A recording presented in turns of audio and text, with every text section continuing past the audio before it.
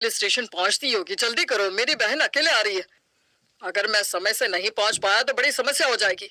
एक तो सामान, ऊपर से दो दो बच्चे, कैसे मैनेज करेगी बेचारी। और हाँ, सब कुछ स्पेशल होना चाहिए मेरी बहन के आने पर। हाँ बाबा, मैं सब जानती हूँ कि आपकी इकलौती बहन गर्मी की छुट्टी मनाने आ रही है और आप उसका स्वागत एकदम जोरदार तरीके से करना चाहते हैं। ठीक है, आप स्टेशन के लिए निकलिए। पूजा के स्वागत की तैयारी हम कर लेंगे। पत्नी दिशा की बात सुनकर जय तेजी से अपनी गाड़ी लेकर रेलवे स्टेशन की ओर निकल जाता है। इतना लंबा सफर, और तू अकेले ही बच्चों को लेकर आ गई। जीजा जी क्यों नहीं आए? अच्छा, कोई दिक्कत तो नहीं हुई ना? नहीं भैया, कोई दिक्कत नहीं हुई। और मैं कोई पहली बार थोड़ी ना आई हूँ, हमेशा ही तो अकेले आती हूँ। लेकिन आप हर बार ऐसी मेरी चिंता करते हैं। अच्छा ठीक है, जल्दी से गाड़ी में बैठ जा। घर पर तेरी भाभी और मन तेरा इंतजार कर रहे होंगे। जय अपनी बहन और उसके दोनों बच्चों को गाड़ी में बिठाकर घर ले आता है। दिशा, माँ, देखो छोटी आ गई है। जल्दी से आरती की थाली लेकर आओ। क्या भैया, आप भी? आरती की क्या जरूरत है? अरे भाई, जरूरत क्यों नहीं है? तू इतने दिनों बाद घर आई है, आरती तो होनी चाहिए। भाभी से आरती कराने के बाद पूजा घर के अंदर जाती है। अरे पूजा, मैंने कहा था ना, इस बार कम से कम 1 महीने के लिए आना। लेकिन फिर भी तू बस 10 दिन के लिए आई है। अरे 10 दिन में तो जी भर के बात भी नहीं हो पाती। क्या करे भैया, अब यहाँ से जाने के बाद कुछ दिन ससुराल भी तो जाना पड़ेगा ना। फिर बच्चे भी समर कैंप के लिए जिद कर रहे हैं। 1 हफ्ते के लिए उन्हें समर कैंप भी भेजूंगी। बस उसी में पूरी गर्मी की छुट्टियां खत्म हो जाएंगी। हाँ हाँ, सब समझते हैं तुम्हारे भैया। इसीलिए तो तुम्हारे आने से पहले ही इन्होंने पूरे 10 दिन के लिए वर्क फ्रॉम होम ले लिया है।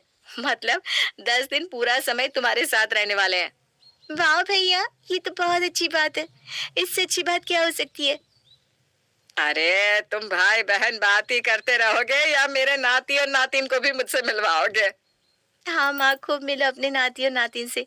मेरा जीना दुश्वार करके रखा है इन दोनों ने। एक नंबर के बदमाश हो गए हैं। अब तुम ही संभालो इसको। मुझे तो बस 10 दिन की छुट्टी दे दो। अरे खबरदार, जो मेरे बच्चों के बारे में कुछ भी कहा तो। इतने भोले भाले प्यारे प्यारे तो बच्चे हैं। पता नहीं कैसी माँ है, हर समय मेरे बच्चों को कोसती रहती है। आजा मेरा बच्चा, नानी तुम्हें चॉकलेट देगी, आजा आजा। थैंक यू नानी, आप दुनिया की सबसे बेस्ट नानी हो। नानी, आशु भैया और अंकुर कहाँ है? हमें उनके साथ खेलना है। अरे क्यों नहीं, वो दोनों भी तो कब से तुम दोनों का इंतजार कर रहे हैं। वो दोनों घर में रहते हैं तो कभी लगता ही नहीं कि घर में 2 बच्चे भी हैं। अब 4 बच्चे एक साथ घर में रहेंगे ना, तब जाकर थोड़ी रौनक आएगी। नानी के हाथ से चॉकलेट लेकर दोनों बच्चे दौड़ते हुए मामी के कमरे की ओर चले जाते हैं। मामी, आपके कमरे में तो बहुत गर्मी हो रही है। आप एसी चला दो ना। बिना एसी के खेलने में मजा नहीं आ रहा। अच्छा रुको, मैं अभी एसी ऑन कर देती हूँ। मम्मी, इस कमरे का भी एसी ऑन करो ना। सच में बहुत गर्मी हो रही है। हमें तो गर्मी में रहने की एकदम आदत नहीं है। आपको पता है ना, हमारे घर में तो सारे कमरे में एसी लगा हुआ है। मेरी तो यहाँ गर्मी से हालत खराब हो रही है। कोई बात नहीं बेटा, एसी तो यहाँ भी लगा हुआ है, तू ऑन कर ले। आराम से बैठ। 10 दिन के लिए तो तू आई है, कौन सा तू रोज रोज आती है? अच्छा दादी, जब हम लोग 3 कमरों का एसी एक साथ ऑन करते हैं तो आप हमें डांटती हो कि बिजली का बिल ज्यादा आएगा। अब बुआ आई है तो कह रही हो एसी ऑन कर लो, कुछ नहीं होता। अरे तू चुप कर। कौन सा मेरी बेटी रोज रोज आती है? और 10 दिन में कोई ज्यादा बिल नहीं आ रहा है। अब मेरी बेटी यहाँ गर्मी में तो रहेगी नहीं, एसी तो चलाएगी। तो ज्यादा बोला मत कर, जा अपने कमरे में काम कर। शाम के समय। अरे मम्मी, लाइट चली गई। इतनी गर्मी में अब क्या करेंगे? अरे तू चिंता क्यों करती है, हमारे यहाँ जनरेटर की सप्लाई है। लाइट के जाते ही तुरंत जनरेटर ऑन हो जाएगा। जैसा कि अलका ने कहा था, कुछ ही मिनट में जनरेटर ऑन हो गया। लेकिन अब घर में सिर्फ पंखे ही चल रहे थे। 5 घंटे बाद। मम्मा, लाइट कब आएगी? गर्मी से मेरी तो हालत खराब हो रही है। बिना एसी के तो कमरों में बैठा भी नहीं जा रहा। इतनी गर्मी में जनरेटर का क्या फायदा? 1 घंटे में लाइट आ जाएगी, तब एसी चला लेंगे। तब तक सब लोग यहीं कमरे में बैठो। 5 घंटे बीतने के बाद भी लाइट आने का नाम नहीं ले रही थी। रात के 11 बजे दिशा। अरे बच्चों, ऐसा करो, बाकी सब कमरों की लाइट और पंखे बंद कर दो। हॉल में कूलर लगा लेते हैं, सब लोग यहीं पर बिस्तर लगा लो। ये तूने सही कहा बहू, कूलर के सामने सो जाते हैं, कम से कम कुछ तो राहत मिलेगी। वरना इन पंखों से तो ऐसा लग रहा है कि आग बरस रही है। दिशा के कहने पर सभी ने कूलर के सामने बिस्तर लगा लिए थे, लेकिन बच्चों को एक कूलर के आगे सुलाना भी कोई आसान काम नहीं था। मम्मी, नानी के घर तो बहुत गर्मी है। इस कूलर के आगे मैं ही सोऊंगा। पीछे हवा नहीं आ रही। नहीं नहीं, सबसे आगे मैं सोऊंगी। अरे तुम दोनों हटो, सबसे आगे मैं सोऊंगा। कूलर के सामने सोने को लेकर चारों बच्चों में जंग छिड़ गई थी। अरे भाई शांत करो इन बच्चों को, देख नहीं रहे हो मैं लैपटॉप पर काम कर रहा हूँ? इतना हल्ला गुल्ला कर रखा है। अरे जब घर में 4 बच्चे हैं तो आवाज तो आती है। अब कैसे शांत कराए बच्चों को, तो ही बता दे। जय के कई बार समझाने के बाद भी बच्चे शांत होने का नाम नहीं ले रहे थे। कुछ देर बाद, गुड्डू बेटा शोर मत करो, देख रहे हो ना मैं काम कर रहा हूँ। तुम लोग शांत बैठकर कोई खेल नहीं खेल सकते हो क्या? खबरदार जो बच्चों के साथ ऊंची आवाज में बात की तो। अरे छोटे छोटे बच्चे हैं, खेलेंगे नहीं तो क्या मुंह पर पट्टी लगाकर बैठेंगे? माँ मेरे कहने का वो मतलब नहीं था। अरे चुप कर, जिसको देखो वही बच्चों पर चिल्लाता रहता है। अरे जितना जरूरी तेरा लैपटॉप पर काम करना है ना, उतना ही जरूरी बच्चों के लिए खेलना भी होता है। और बच्चे नानी के घर खेलने कूद नहीं तो आते हैं। अगर चुपचाप ही बैठना होता तो अपने घर ना रह लेते। माँ से झाड़ सुनने के बाद जय चुपचाप अपना लैपटॉप लेकर कोने में बैठकर काम करने लगता है। देर रात 12:30 बजे लाइट आती है और उसके बाद ही सभी लोग अपने अपने कमरे में सोने जाते हैं। उससे पहले तक तो पूरा घर एक अखाड़ा बना हुआ था। अगले दिन, देखो आज मेरी इंपॉर्टेंट मीटिंग है, इसलिए मेरे कमरे में कोई भी शोर मत करना। जिसको भी खेलना है हॉल में ही खेलना। ठीक है पापा। कुछ देर बाद जय को हॉल से तेज तेज चिल्लाने की आवाज सुनाई देती है।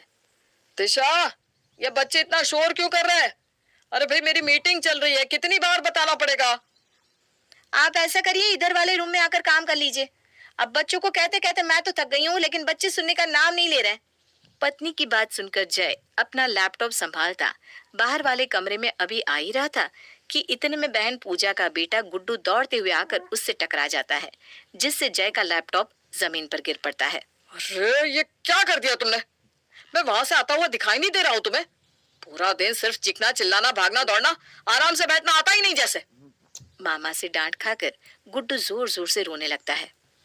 अरे क्यों डांटा गुड्डू को? गिर गया तो गिर गया, डांटने से लैपटॉप फिर से सही तो नहीं हो जाएगा। ये ऑफिस का लैपटॉप था माँ, आपको पता भी है कितने हजार का नुकसान हुआ है मेरा। हाँ तो वो किसी से भी हो सकता था ना, बच्चे हैं, बच्चों से गलती हो ही जाती है। इसका मतलब ये तो नहीं कि बच्चों को डांट लगाने लगो। आज तो तूने डांट दिया, लेकिन आगे से मैं ये सब बर्दाश्त नहीं करूंगी। अरे तुम लोग इतना शोर मचा रहे हो, यहाँ पर थोड़ी देर आराम से बैठकर टीवी देख लो ना।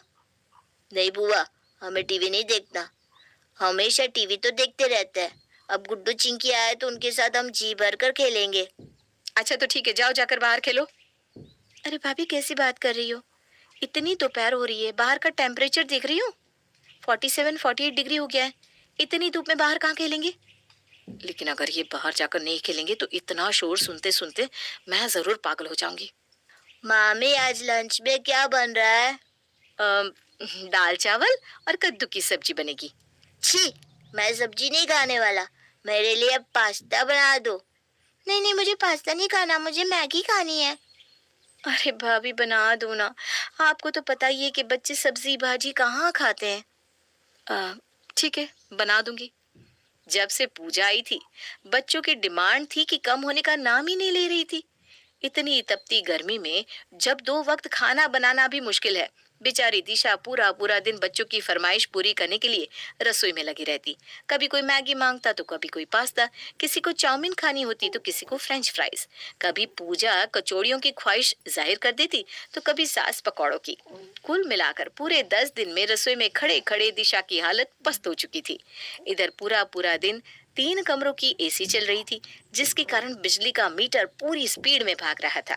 इन 10 दिनों में जय के काम का भी बहुत भारी नुकसान हुआ था। बहन के आने की खुशी और उत्साह में उसने वर्क फ्रॉम होम ले तो लिया था, लेकिन अब उसे लेने के देने पड़ गए थे, क्योंकि एक भी दिन वो सुकून से काम नहीं कर पा रहा था। उल्टा ऑफिस के लैपटॉप के टूटने के कारण उसे हर्जाना भरना पड़ा था, सो अलग। अब तो घर में सबकी वो हालत हो गई थी कि एक एक दिन बीत पाना मुश्किल हो रहा था। 10वें दिन, माँ आप ठीक कह रही थी, मुझे थोड़े और दिनों के लिए आना चाहिए था। 10 दिन तो कैसे बीत गए पता ही नहीं चला। मैं एक बार गुड्डू के पापा से फोन करके पूछती हूँ, अगर 1 हफ्ते बाद हमें लेने आ सके तो अच्छा होगा। भाई का भी कितना मन था मेरे साथ कुछ दिन और बिताने का। मैं ऐसे अचानक चली जाऊंगी तो उन्हें कितना बुरा लगेगा। अरे नहीं नहीं पूजा, कोई बात नहीं। अब जीजा जी को क्यों परेशान कर रही है? और फिर तू ससुराल नहीं गई तो कहीं जीजा जी नाराज ना हो जाए। कोई बात नहीं, 10 दिन भी कोई कम होते नहीं है। रक्षाबंधन पर तो आएगी ना, तब रुक जाना कुछ दिन। 10 दिन की छुट्टियां खत्म होने के बाद पूजा अपने ससुराल लौट गई थी, लेकिन इस 10 दिनों में घर में ऐसा आतंक मचा था कि जय और दिशा अभी तक सदमे में थे। निर्मला